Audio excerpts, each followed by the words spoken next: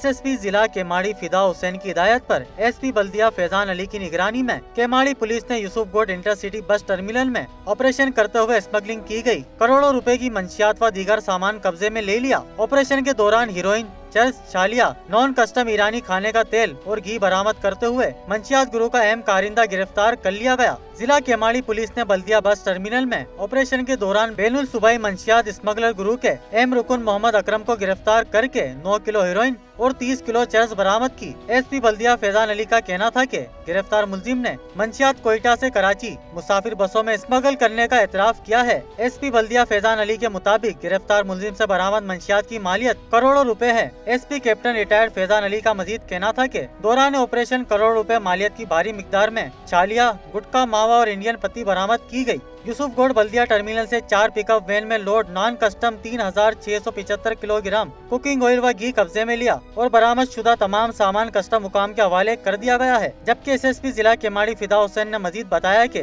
गिरफ्तार मुलजिम मोहम्मद अकरम ने इंकशाफ किया कि स्मगल शुदा मंशियात शहर के मुख्तलिफ इलाकों में सप्लाई करना थी। कैमरा टीम के हमरा सरफराज मंसूरी, ऑथेंटिक न्यूज, कराची।